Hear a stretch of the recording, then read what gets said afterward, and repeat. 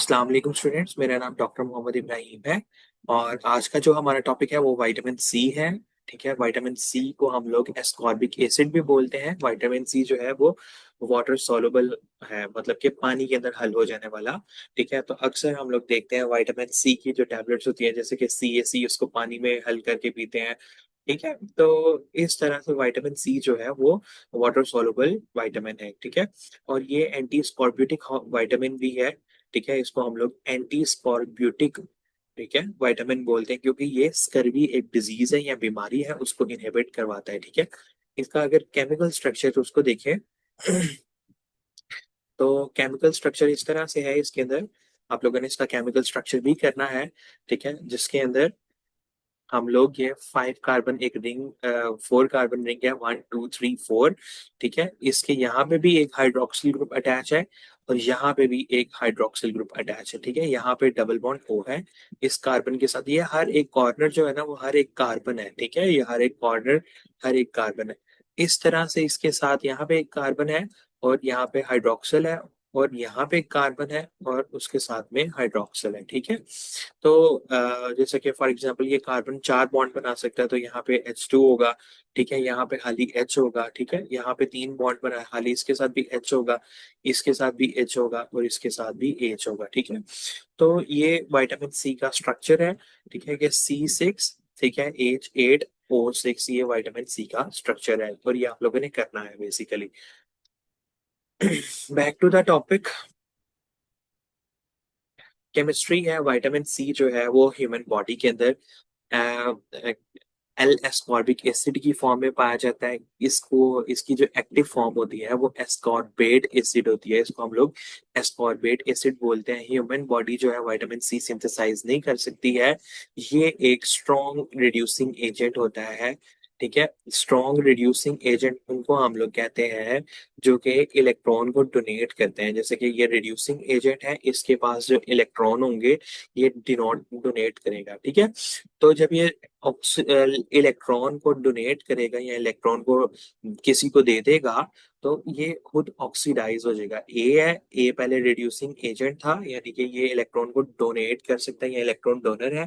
जब ये करेगा तो ये ऑक्सीडाइज हो जाएगा खुद। ऑक्सीडाइज से मुराद ये है कि ये इसने लॉस ऑफ इलेक्ट्रॉन कर दिया, तो ऑक्सीडेशन की डेफिनेशन है लॉस ऑफ इलेक्ट्रॉन। जब ये लॉस ऑफ इलेक्ट्रॉन कर देगा या इलेक्ट्रॉन दे देगा किसी को तो ये खुद ऑक्सीडाइज हो जाएगा। ठीक है,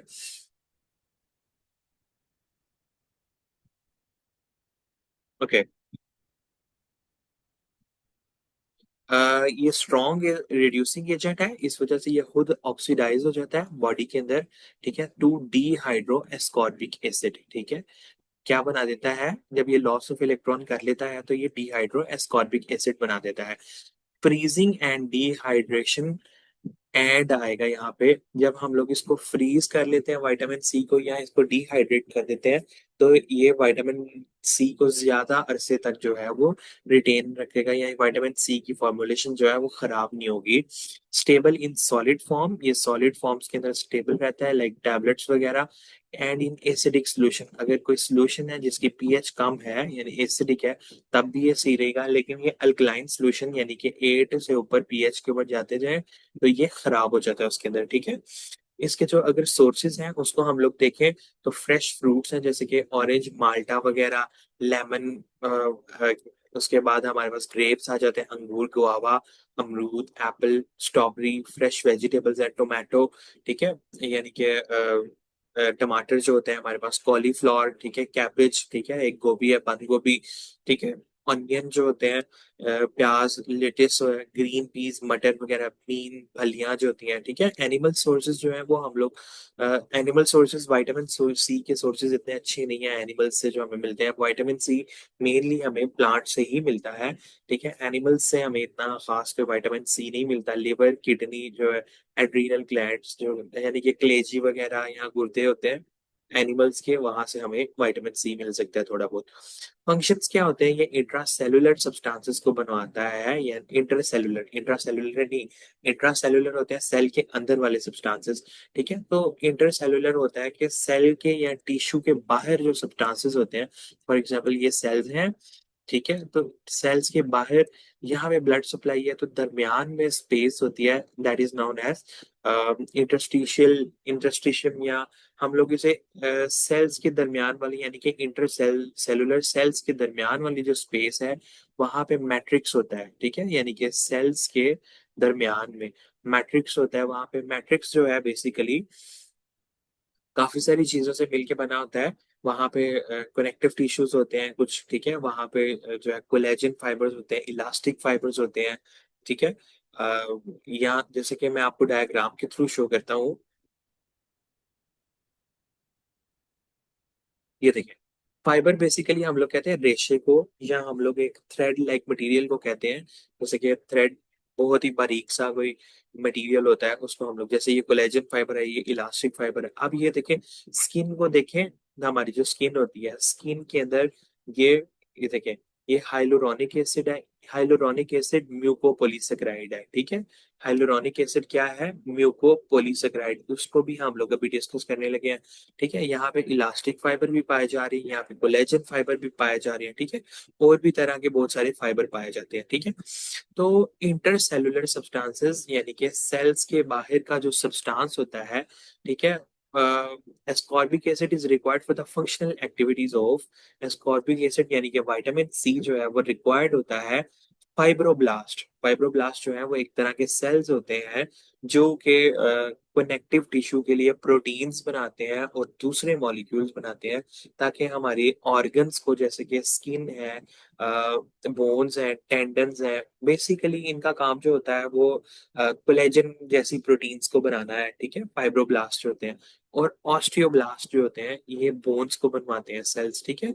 तो विटामिन सी इन दोनों की एक्टिविटीज के लिए बहुत ज्यादा इंपॉर्टेंट है, ठीक है। फाइब्रोब्लास्ट मैंने आपको बताया है कि हमारी बॉडी की इंपॉर्टेंट प्रोटीन्स जो होती हैं, जो कि इंटरसेलुलर सब्सटेंस के तौर पे, यानी कि सेल्स के बाहर जो है वो मटेरियल होता है, वहां पे पाई जाती हैं। ऑस्टियोब्लास्ट जो होती हैं वो बोन्स के यानी कि बोन्स को बनवाने के लिए इंपॉर्टेंट होती है।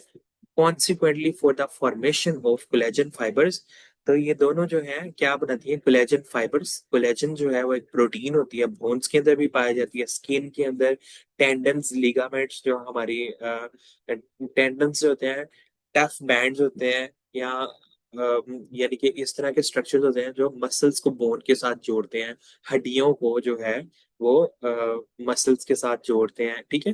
तो इन सब जगह पे कोलेजन फाइबर जो है वो पाया जाता है, ठीक है। और म्यूकोपॉलीसेकेराइड की सिंथेसिस करवाते हैं। म्यूकोपॉलीसेकेराइड क्या होते हैं? ये लॉन्ग चेन कार्बोहाइड्रेट्स होते हैं, इनके अंदर डायसेक्राइड्स होते हैं, ठीक है। अगर हम लोग ने फर्स्ट चैप्टर के अंदर पढ़ा था, रिकॉल करें, डायसेक्राइड्स वो होते हैं जिसके अंदर दो मोनोसेक्राइड की यूनिट होते हैं, जैसे कि ग्लूकोज और ग्लूकोज आपस में मिलेंगे तो ये माल्टोज बनाते हैं, ये डायसेक्राइड होता है, ठीक है। ग्लूकोज और फ्रुक्टोज सुक्रोज होगा, तो इसके अंदर बहुत सारे डायसेक्राइड्स होते हैं। और ये जो है जैसे घुटने होते हैं हमारे, नी जॉइंट, ठीक है, ये यहाँ पे प्रेजेंट होते हैं म्यूकोपॉलीसेकेराइड्स, ठीक है। या और भी बहुत सी जगहों पे ये स्किन के अंदर भी प्रेजेंट होते हैं, ठीक है। और इनके अंदर इसकी एग्जांपल आती है hyaluronic acid, chondroitin sulphate, heparin, keratin sulphate, ठीक है। ये इन चीजों को बनवाते हैं ऑफ कनेक्टिव टिश्यूज, ठीक है। कनेक्टिव टिश्यू ऐसा टिश्यू होता है जो कि दो टिश्यूज को आपस में जोड़ता है, या जैसे कि ब्लड है या स्किन है या किसी ऑर्गन को किसी टिश्यू के साथ जोड़ता है, ठीक है, या उसको सपोर्ट कर रहा होता है, या उसको बिल्ड अप करने के अंदर हेल्प करता है, ठीक है। एंड ऑस्टोइड टिश्यू, ऑस्टोइड टिश्यू से क्या मुराद होता है कि एक ढांचा होता है, बोन का ढांचा होता है। बोन यानी कि बोन जब बन रही होती है, हड्डी एक नई बन रही होती है, तो वहां पे पहले एक उसका ढांचा होता है जहां पे आगे प्रोटीन डिपॉजिट होती है। सबसे पहले प्रोटीन डिपॉजिट होगी, तो वहां पे उसके अंदर आहिस्ता आहिस्ता कैल्शियम और फॉस्फोरस आके डिपॉजिट होना शुरू होता है। तो ये एक फ्रेमवर्क होता है। ऑस्ट्रॉइड टिश्यू जो है वो बोन का एक फ्रेमवर्क या एक ढांचा होगा जिसके अंदर आगे कैल्शियम आके जमा होगा। तो कैल्शियम आगे जमा होगा तो वो एक प्रॉपर बोन की फॉर्म के अंदर डिवेल्प होगी, या उसकी जो एक स्ट्रेंथ होगी, ठीक है। तो बेसिकली एस्कॉर्बिक एसिड जो है वो फाइब्रोब्लास्ट जो है वो प्रोटीन्स को बनवाता है, ठीक है। प्रोटीन्स, ऐसी प्रोटीन्स जो कि एक्स्ट्रा सेलुलर मैट्रिक्स में या सेल्स के बाहर जो है वो जो मैट्रिक्स होता है वहां पे पाई जाती है, उन प्रोटीन्स को बनवाता है। और ऑस्टियोब्लास्ट यानी बोन्स की एक्टिविटी के लिए, ठीक है, अल्टीमेटली ये कोलेजन फाइबर्स को बनवाते हैं और म्यूकोपॉलीसेकेराइड को बनाते हैं। ठीक है, कोलेजन फाइबर्स को भी बताया मैंने, और म्यूकोपॉलीसेकेराइड ऐसे जो कि कॉन्ड्रोटिन सल्फेट या हाइलुरोनिक एसिड है। ठीक है, ये जॉइंट्स वगैरह के अंदर पाए जाते हैं। ठीक है, और ये अल्टीमेटली जो है बोन्स और ये स्किन को हमारी बनने के अंदर हेल्प करते हैं।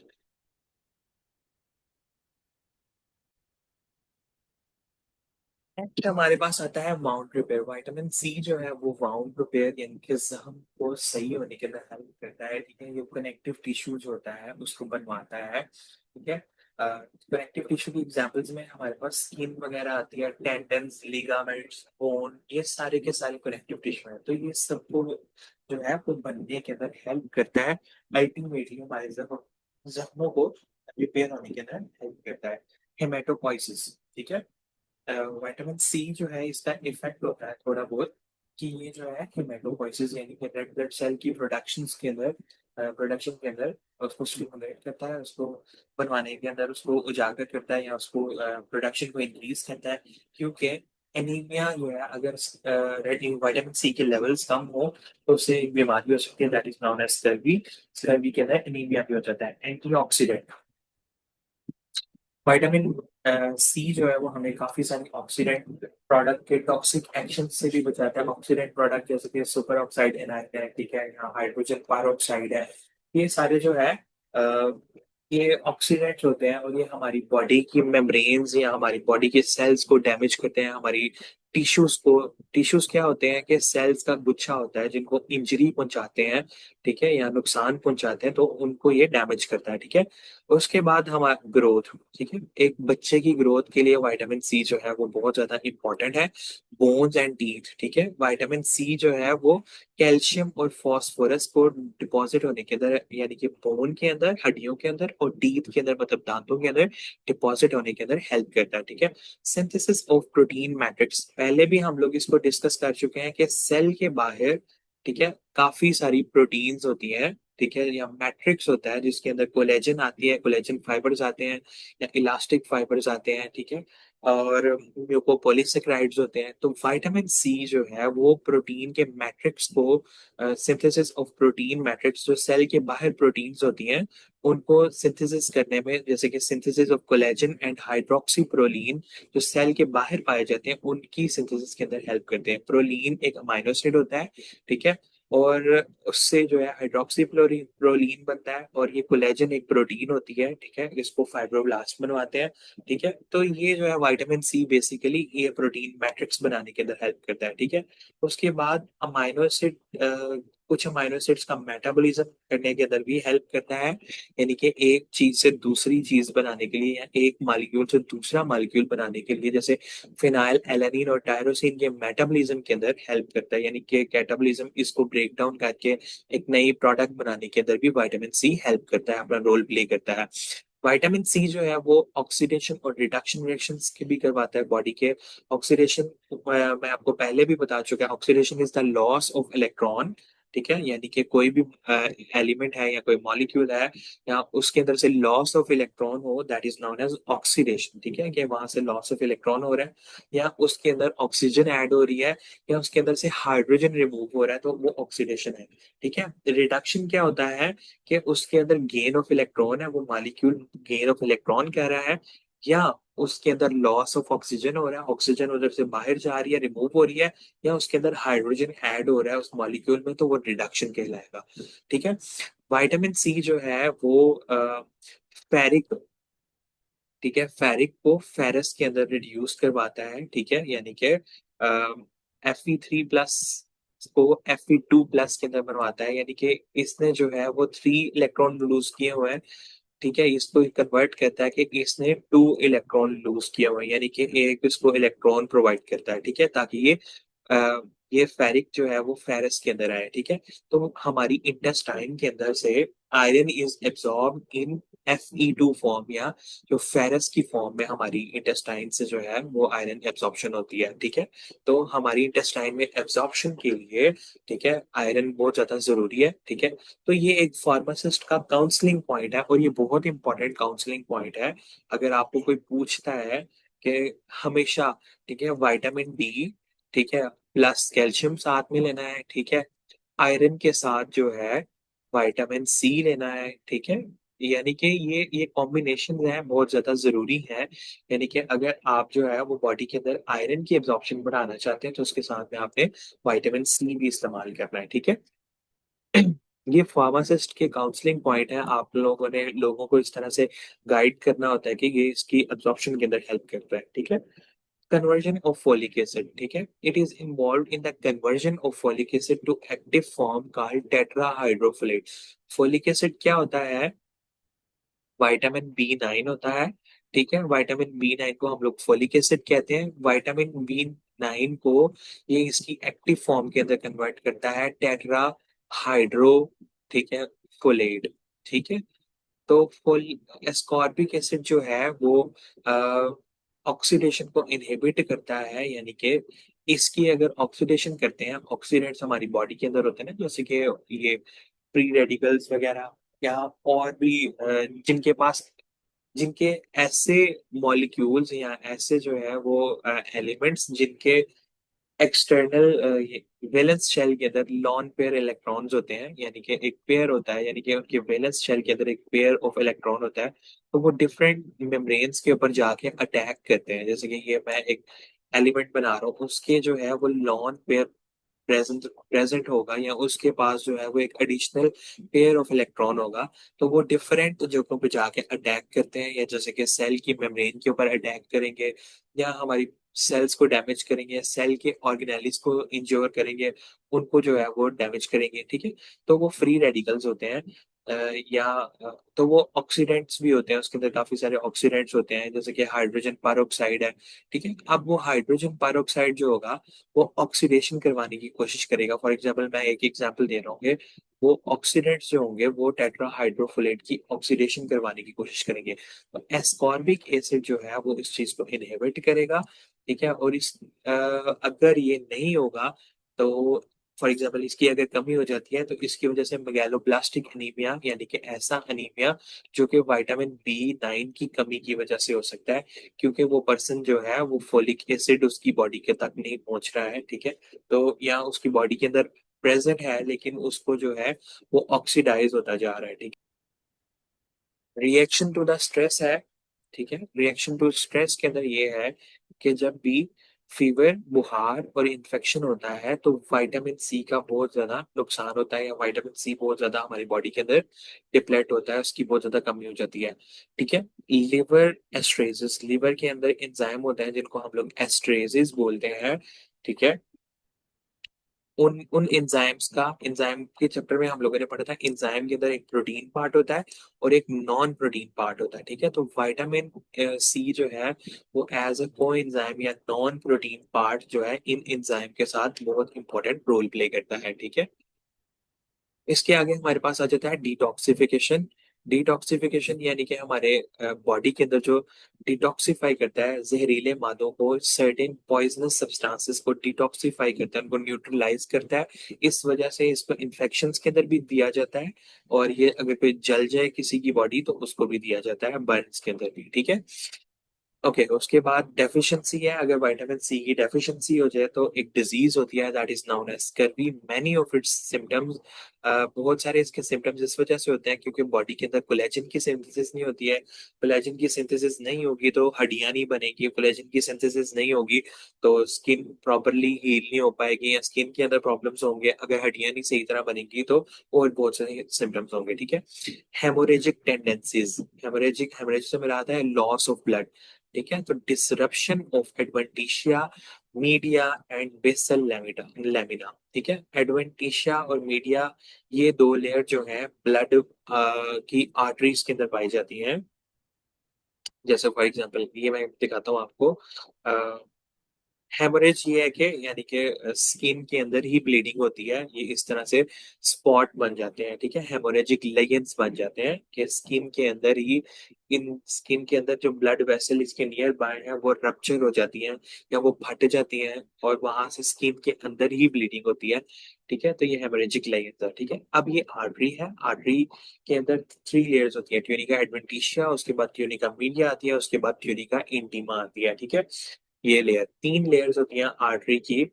अब इनके अंदर से कोई लेयर रप्चर हो जाती है, क्योंकि इनके अंदर, इनकी सिंथेसिस के अंदर भी कोलेजन का रोल है, ठीक है। उसके बाद बेसल लेमिना जो है, basal lamina of blood vessel, ठीक है। बेसल लेमिना भी लेयर है एक, ये कैपिलरीज के अंदर पाई जाती है। जैसे कि ये बेसमेंट मेम्ब्रेन है, बेसमेंट मेम्ब्रेन को हम लोग बाहर वाली ये कैपिलरी है एक, ठीक है। वो पहले हम लोगों ने आर्टरी पढ़ी है, ये कैपिलरी पढ़ी है। कैपिलरी के बाहर एक लेयर होती है, उसको बेसमेंट मेम्ब्रेन या बेसल लेमिना कहते हैं। वो भी रप्चर हो जाती है। रप्चर क्यों होती है बेसिकली वो, क्योंकि हेमोरेजिक लेयंस बन जाते हैं। हेमोरेजिक लेयंस ये होते हैं कि ब्लड जो है वहां से निकलना शुरू हो जाता है, क्योंकि वो आर्टरीज या कैपिलरीज रप्चर हो जाती हैं, क्योंकि उनके टिश्यू जो होता है वो बहुत ज्यादा कमजोर हो जाता है, ठीक है। Bleeding usually occur from the mucous membrane of mouth, ठीक है। माउथ की म्यूकस, माउथ के अंदर म्यूकस मेम्ब्रेन होती है, मुंह के अंदर, या जीआईटी के अंदर भी होती है, यूरिनरी ट्रैक्ट के अंदर भी होती है, स्किन के अंदर भी होती है म्यूकस मेम्ब्रेन, ठीक है। तो वहां से जो है ब्लीडिंग स्टार्ट हो जाती है, सेरिब्रल हेमरेज, ब्रेन से ब्लीडिंग ब्लीडिंग स्टार्ट हो जाए, सेरिब्रल से मराद होता है ब्रेन, अगर वहां से हेमरेज, लॉस ऑफ ब्लड होना शुरू हो जाए तो डेथ हो सकती है। वाउंड हीलिंग, ठीक है। जब कोलेजन, हम लोगों ने अभी पढ़ा है कि कोलेजन की सिंथेसिस के अंदर इसका बहुत ज्यादा इंपॉर्टेंट रोल है। अब सेल्स जो है वो अगर कोलेजन की फाइबर्स नहीं बना पाएंगे, या इंटरसेलुलर सब्सटेंस, सेल के बाहर के सब्सटेंसेस नहीं बना पाएंगे, तो एक टिश्यू की डेवलपमेंट नहीं हो पाएगी। यानी कि एक जो प्रॉपर वहां पे स्किन का एक पूरा पेयर आना है, या पेयर कह रहा हूँ, एक पूरा जो है टिश्यू बनना है वहां पे, वो नहीं बन पाएगा। इस वजह से फिर हम सही तरह सही नहीं हो पाएंगे। टीथ एंड गम चेंजेस, ठीक है। नेक्रोटिक यानी कि सेल डेथ वाली चेंजेस होंगे। स्पॉन्जी, ठीक है। स्पॉन्जी, स्पॉन्ज, आपने सुना होगा जैसे कि टीथ जो है ना वो बहुत ज्यादा खराब डेवलप होते हैं, ये स्पॉन्जी टीथ है, ठीक है। ये इस तरह से स्पॉन्जी टीथ है। और गम्स ये हम लोग कहते हैं ये मसूड़ों को, गम्स बेसिकली हम लोग कहते हैं ये मसूड़े जो होते हैं इनको हम लोग गम्स कहते हैं। टीथ्स और गम्स के अंदर स्वोलन हो जाएंगे, स्वेल हो जाएंगे।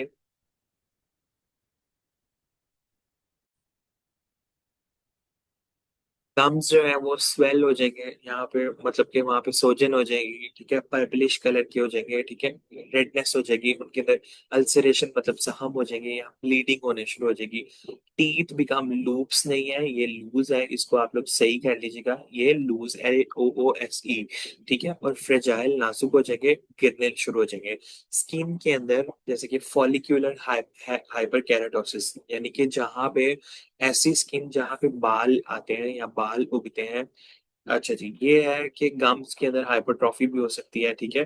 ब्लीडिंग भी होती है गम्स के अंदर, ठीक है। अच्छा जी, ये है हेयर फॉलिकल, जहाँ से बाल जो है निकल रहा होता है, जिसे बाल की जड़ बोलते हैं। यहाँ पे बहुत ज्यादा केराटिन आके जमा होना शुरू हो जाता है, और बालों के अंदर भी केराटिन आके जमा होना शुरू हो जाता है, जिसकी वजह से हेयर फॉल हो सकता है, क्योंकि बाल सही तरह से बनते नहीं है, ठीक है। बाल जो है वो क्वाइल होना शुरू हो जाते हैं घुंघरियाले से। और पेरी फॉलिकुलर हेमरेजेस, ठीक है। यानी कि फॉलिकल के इर्द गिर्द जो ब्लड वेसल्स होती है, ये फॉलिकल के इर्द गिर्द यहाँ से भी ब्लीडिंग होना शुरू हो जाएगी। ये फॉलिकल है, इसके इर्द गिर्द ब्लड वेसल्स है, वहां पे भी ब्लीडिंग होना स्टार्ट हो जाएगी। पेरीफोलिकुलर, पेरी का मतलब होता है सराउंडिंग, फॉलिकुलर मतलब फॉलिकल्स के इर्द गिर्द ब्लीडिंग होना स्टार्ट हो जाएगी। जैसे कि अपर बैक, ठीक है। आर्म्स, जो अपर आर्म्स है उनकी बैक के ऊपर, यानी कि ऊपर वाली बाजू की पीछे वाली साइड पे। और शिन्स यानी कि जो घुटने से नीचे जो टांगे होती हैं, अ, घुटने से नीचे टांगे अंदर वाली साइड के ऊपर, ठीक है, मीडियल लाइन की तरफ, ठीक है। इंटीरियर एज ऑफ टिबिया, ठीक है, टिबिया के ऊपर। बोन ग्रोथ जो है वो होती है, बोन ग्रोथ की रिटार्डेशन हो जाएगी, ग्रोथ नहीं हो पाएगी बोन की, ठीक है, विटामिन की डेफिशिएंसी की सूरत में। हड्डियां जो है वो वीक हो जाएंगी, कमजोर हो जाएंगी, बहुत जल्दी फ्रैक्चर हो जाएंगी। और वहां पे एक नया मैट्रिक्स या नई बोन नहीं बन पाएगी। जीआईटी के अंदर बहुत सारी चेंजेस आएंगी, यानी कि निजाम इंतजाम में हेमेटोमेसिस, यानी कि खून की उल्टियां आएंगी। नर्वस चेंजेस, हमारे न्यूरॉन जो है ना वो मसल्स को कंट्रोल करते हैं, यानी कि मैं अपने मसल को हुक्म देता हूँ कि मेरा हाथ ऊपर हो जाए, मेरा हाथ नीचे हो जाए, ठीक है। यानी कि मैं अपने हैंड को मूव करवा रहा हूँ, मैं अपने हैंड को कोऑर्डिनेटेडली कि मेरी मर्जी होती है कि मैं अपने हैंड को मूव करवाता हूँ, मेरा ब्रेन उसको सिग्नल देता है। ठीक है, तो न्यूरॉन जो है वो मसल्स को सिग्नल देता है। अब उस कोऑर्डिनेशन में मसला आना शुरू हो जाता है अगर विटामिन सी की डेफिशिएंसी हो। नॉन स्पेसिफिक सिम्टम, कुछ इतने खास सिम्टम नहीं है, वीकनेस, कमजोरी, इरिटेबिलिटी, जो है चिड़चिड़ापन। एनोरेक्सिया जो है वो, एनोरेक्सिया एक साइकोलॉजिकल जहनी बीमारी है जिसके अंदर खाने की से रिलेटेड है, कि वो पर्सन ना अपने ऊपर खुद ही जो है वो भूख को तारी कर लेता है कि मैं बहुत ज्यादा मोटा हो रहा हूँ। ये गर्ल्स की बीमारी होती है बेसिकली। ठीक है, और उसको बहुत ज्यादा फियर हो जाता है, या उसको बहुत ज्यादा नहीं होता है कि मैं मोटा हो जाऊंगा। ठीक है, और उस कमजोरी की वजह से उसकी बॉडी की हालत बहुत ज्यादा खराब हो जाती है। वेट लॉस, वजन की कमी, रेस्टलेसनेस, ठीक है, बेचैनी, ठीक है, ड्राउजीनेस, गदूद की, ठीक है, एक्साइटेबिलिटी, ठीक है, ये सारे के सारे सिम्टम्स है। टॉक्सिसिटी क्या होती है कि विटामिन सी की टॉक्सिसिटी इतनी ज्यादा वेल नोन नहीं है, लेकिन फिर भी जो प्री मेच्योर इन्फेंट्स जो होते हैं, जो वक्त से पहले जो बच्चे पैदा होते हैं, उनके एरिथ्रोसाइट्स या रेड ब्लड सेल जो है वो डैमेज हो जाते हैं या ऑक्सीडेटिव डैमेज हो सकते हैं विटामिन सी के लेवल हाई होने की वजह से। उन सेल्स के उन सेल्स की ऑक्सीडेशन हो सकती है और वो सेल जो है रप्चर हो जाएंगे या वो डैमेज हो जाएंगे, उसके रेड ब्लड सेल। दोबारा से मैं बताता हूँ, जो प्री मेच्योर इन्फेंट्स होते हैं, जो वक्त से पहले पैदा होते हैं, 7th 8th मंथ के जो होते हैं, ठीक है, उनके रेड ब्लड सेल जो है विटामिन सी के लेवल हाई होने की वजह से उनकी ऑक्सीडेशन हो सकती है और हिमोलिसिस यानी कि उनके रेड ब्लड सेल की ब्रेकडाउन हो सकती है। एक्सेसिव एस्कॉर्बिक एसिड, बहुत ज्यादा एस्कॉर्बिक एसिड जो है ना विटामिन सी, वो यूरिन के अंदर फिर आना शुरू हो जाता है। और वो जो है यूरिन के अंदर से हम लोग डायबिटीज का पता लगाते हैं कि यूरिन के अंदर शुगर्स आ रही है कि नहीं। तो जब वो विटामिन सी के लेवल्स हाई होते हैं तो वो हमें फॉल्स टेस्ट देना शुरू हो जाते हैं कि शुगर प्रेजेंट है। ठीक है, विटामिन सी हमें जो है वो पॉजिटिव टेस्ट देना शुरू हो जाता है। ये जो है किडनी के अंदर जमा होते हैं और यूरेट और ऑक्सलेट के, यूरिक एसिड और ऑक्सैलिक ऑक्सलेट के जो है वो स्टोन बनाना शुरू हो जाते हैं, गुर्दे के अंदर पथरियां बनाना शुरू हो जाते हैं। आज के लिए इतना इनफ है, इंशाल्लाह नेक्स्ट लेक्चर के अंदर मुलाकात होती है। Thank you so much, Allah Hafiz.